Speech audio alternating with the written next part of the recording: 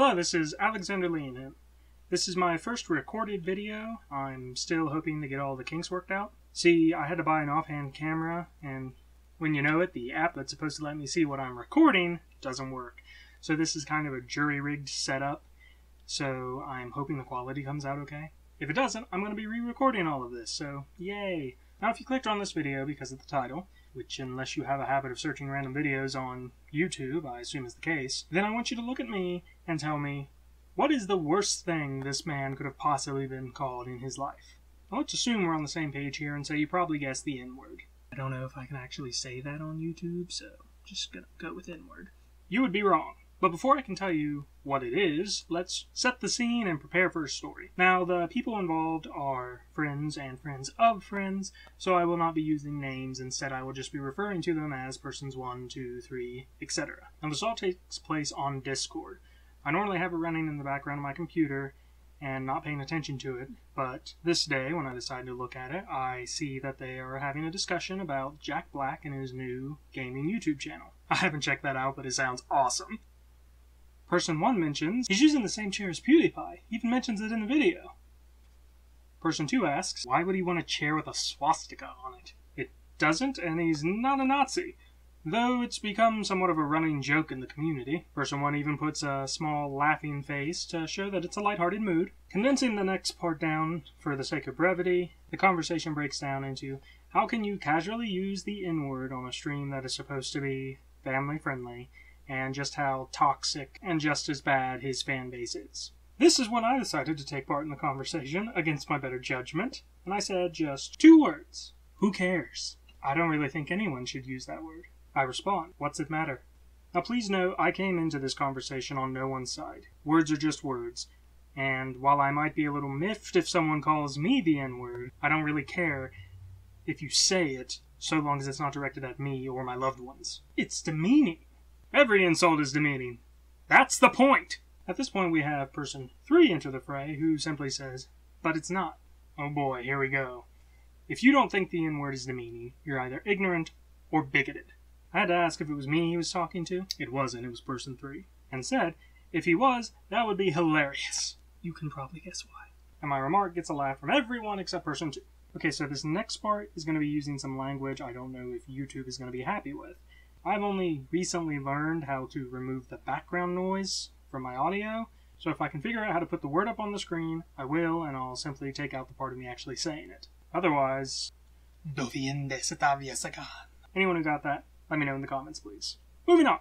Person 1 brings up, being called a cunt is demeaning as well. Person 2 says, cunt has not been used to systematically oppress women. Person 1 counters with, no, but slut has. I shoehorn my way back in with, neither is the N-word. Words don't oppress people, actions do, but they don't respond to my comment just yet. In fact, I'm going to be doing some doctoring of the conversation from here on out. As I said before, this happened on Discord, so of course there were comments interjected in between someone finishing their thought. I should still have the gist of the conversation down though, so back to the action. Yes, slut has been used, but that's not what's being discussed right now. And plus, women weren't slaves. White women anyway. Every woman is a slut if they sleep with more than one man. And I could be an ass and say I have black in my family, and Native American, thank you. But I'm not going to do that because it's not cool. I never got the point of making that claim. Is it supposed to add more validity to your argument or something? Perhaps someone can let me know. Now this is where my comments, I think, slowly start to make me a contender in this bout. Look, Leo, have women ever been turned away from some place because no sluts allowed? I don't have a chance to respond, but person 1 says, no, but they were killed because it's a sin. And you don't think black people were killed for little to no reason whatsoever? Lynch mobs, hello? Yes, but I didn't do that. I wasn't a part of that. There's been a brief tangent about how person 1 would have tried to help black people escape should they have been alive in that time, and me telling them how unlikely that would have been to work. I then come back in wanting to know, how did a discussion about the use of the N-word turn into the Oppression Olympics? See, the thing is, you don't have to have been there to realize that it's been a massive problem throughout American history. And doing the same thing as the oppressors did is fucked up. Yeah, you slipped the N-word once, but when you did, you were really apologetic about it. PewDiePie not so much. Okay, first off, the only time a word slips is when you use it so much in casual conversation that it becomes second nature. And slipping is only using it in the presence of someone you wouldn't have used it in before. There's a brief tangent about how PewDiePie had an entire stream about how sorry he was, and then about how his fans are trying to defend him by saying it's just gamer stuff. I come in again. No one is doing what the oppressors did. The only modern-day lynchings are in the court of public opinion. If you want to play and enjoy games, fine. But don't be the asshole that acts like they're 12 when you're in your 30s. That's when you need to be ridiculed and shamed. For using language others don't like? It's not just language others don't like. Words actually have a fucking effect on people, and I don't care what you say. They have a tangible effect on people's mental health. Words carry weight. Nobody has the right to say whatever they want. The whole free speech argument is bullshit. Because there's no such thing as free speech. Even in America, where people think they have it, but they don't. It's at this point I realize the conversation is going to get political, or at least dangerously close. Which is never a good idea to get into a discussion with your friend's significant other. So I decide to say, I would love to be informed of how that is. The most obvious example is you can't yell fire in a crowded theater. That's a call to action. Yeah, speech. No. A call to action and speech use the same medium, words, but they are not the same thing.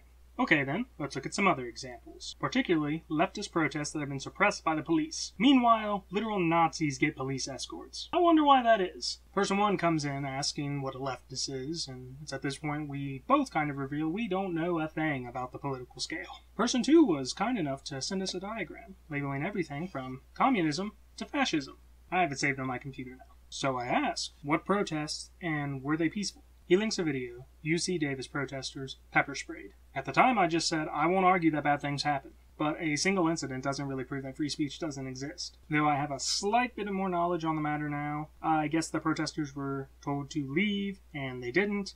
Person 4 arrives now. This is person 2's significant other, and he just asks, what the hell did I miss? I let them know this all started over the N-word. Person 4 is non-confrontational, but also a bit of an instigator. He will take the bad side of an argument just to annoy you, even if he doesn't believe in it. In this instance, he just kept coming up with solutions to the non-existent problem, which usually ended with kill all humans. Solution. Kill all humans. No humans, no drama. The end. So I won't keep mentioning his posts unless they become relevant. Person 1 then mentions, that video was years ago. I utterly hate cops are bad content. Yes, cops are horrible. All cops are bastards. ACOB. ACOB is apparently an acronym for All Cops Are Bastards. The image of it is also all in Old English font letters. Rat. See, I was confused at first, and I had to have it clarified that this was not sarcasm. Another video was linked from the anti-media titled #ACOB, Why the Institution of Policing Makes All Police Bastards. Person 1 is actually friends with several policemen, so this noticeably angered them. They sarcastically said how they were just going to go tell them all how such bad people they were. I myself am reasonably acquainted with one cop, but at the time I wasn't even thinking about that. Cops deserve the guillotine. They are class traitors used to enforce the will of capital, and I'd say it to their face and spit in it while I'm at it. And they're the horrible ones? What's this based on? Look, y'all live in the back country where not much shit goes down. I live in the big city, where I see people get stopped for literally nothing, and get beaten by police and shipped off to jail. This argument is ridiculous. I cannot stand people using this bullshit argument to try and discredit people's opinions. It's like the countless times when I was a child that someone would say, look, you're a child, I'm not going to argue with you. First off, if you can't explain your point of view to a child, then maybe there is something wrong with it. I can explain mine, and I did. It doesn't matter where you live. It doesn't take a genius to know that blanket statements are inherently wrong. Person 1 goes on to mention how there are still plenty of crimes committed in our areas. Drug raids, break-ins, there's bodies found, incoming rant. There are no good cops. Laws and ethics are not the same thing. Laws do not prevent crimes from happening. People having their needs met does. One cannot be a good person and enforce unjust laws. I didn't get a chance to say this, but I think this is complete nonsense. Some people are inherently bad. Evil exists, and a utopian society is a work of fiction. Nobody is born a cop. Joining is a choice. It's more akin to saying all KKK are bastards. Priests are not required to molest children, but cops are required to follow orders that oppress poor people and target people of color. So in one go, we have compared child molester priests, the KKK, and police. That was definitely a first for me. But maybe that's just because I'm a backwoods country bumpkin. Every cop must obey orders without question. They are required to enforce unethical laws or risk losing their job, which provides them with comfortable income if they refuse. On the rare occasion that a cop does blow the whistle on injustice, the thin blue line is immediately invoked and the seemingly well-intentioned cops are ostracized by their peers, almost always neutralizing their intentions. Person 3 and 4 start saying stuff at this point that is kind of siding with person 2, but I know them. It was more pointing out obvious facts. In any system, you're expected to follow orders. There's an entire study about it after World War II, I believe, and how big city cops and rural cops are definitely not going to be the same thing. Now, this was all a lot of information to take in at once, so I tried to do it piecemeal. What laws are you talking about that are unjust and racist? Laws that are unjust and racist? Easy. The Taft-Hartley Act of 1947 meant to limit the power of laborers. The Controlled Substances Act, which is primarily used to target African Americans because the cop smelled pot. Anytime there's a protest, the cops say, "Oh no, we're here to make sure nobody gets hurt," while flinging tear gas and shooting people with water cannons and rubber bullets. "Oh no, they kicked over a trash can. Better get out the ARs." See, at this point, actual laws have been brought up. Actual things that can start bringing this into more comfortable debate territory. African Americans are the ones who statistically committed the crimes the most that they were stopped for. So that's not racism, that's profiling. I don't know anything about a law that was passed in 1947, so I won't comment on that. You know why they statistically commit crime? Because they were forced into poverty, thanks to our system not doing anything to fix how they were treated before the 60s. They're forced to steal to eat or feed their families. That is not just at all. Honestly, recently I was getting annoyed that my feed on YouTube showed nothing but political commentary, but watching them prepared me for this discussion, so I'm quite happy about that now. 1 or 2 years ago, I would have had none of the ammunition I had now. Actually, that has more to do with black society. Like how statistically there are more of them being raised in single-parent households. You know why they're in single-parent households? Because one of them is in jail because a cop locked him up for something stupid and unjust. Or because they committed a crime and were punished like the law says.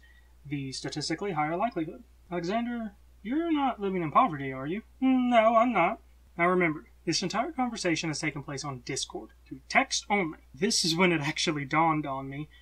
Person 2 has no idea what I look like. He has met roughly everyone in our friend group when he's come to visit his SO, or seen a picture of them on the Discord, except for me. I thought the brief exchange about if I live in poverty might give him a clue, but I think he was so caught up in trying to prove me wrong that he didn't read it. Alright, I'm just gonna write you off as a racist, okay? Me? Who, me? Leonhem. Quoting FBI crime statistics is a classic racist take. Literally everyone just responds in dots. That's what... And then me laughing my ass off on my end of the computer screen. Anyone want to tell him? He black. Okay, Uncle Tom then. Uncle Tom? I think he's saying you favor white people or something? I don't know. Now I thought it was some kind of slang, so I immediately went to the Urban Dictionary. But he was kind enough to send a link from Merriam-Webster. And I quote, "A black person who is overeager to win the approval of whites, as by obsequious behavior or uncritical acceptance of white values and goals. A person who is overly subservient to or cooperative with authority." He's not. Oh God, far from it. And the play-by-play ends there. He left the Discord shortly afterwards, and the only stuff that was left was a discussion about how pretty much every black person we know would have to be called that. Let's take a moment to examine this. This whole thing started over the use of offensive words, and the ending argument is calling me eager for acceptance and subservient. That is the most offensive thing I have ever been called, and I have been called the N-word before. Had I not been still laughing at being called a racist, I might have taken more offense to it at the time than I did. And note, before it was revealed what I look like, I was just a racist. Was it because I spouted bigoted opinions and biased arguments? No. It was because I approached a debate with facts and statistics. This is the biggest problem I have with modern culture. When you need specific words to describe and demean people who don't agree with you, then what's the point of debating you? How about I just let you stay in your own echo chamber? I grew up in a single-parent household, and not because my father was in jail. I grew up having my needs met. I might have been poor, but I wasn't impoverished. I have 2 siblings that know their fathers, and I am still arguably the one that's best off. I've experienced racism multiple times from multiple people, and I've defeated it. I've been lifelong friends with a white supremacist because I made him realize that it wasn't black people that he hated. This is the world we live in, where you have the opportunity to change what can happen to you, to defy the statistics, to defy what everyone thinks of as the natural order. by simply being a decent human being, by not blaming your problems on everyone else, by taking charge, by taking responsibility and accountability. But that's just one man's opinion. I'd be happy to hear your well thought out disagreements. Have a nice day.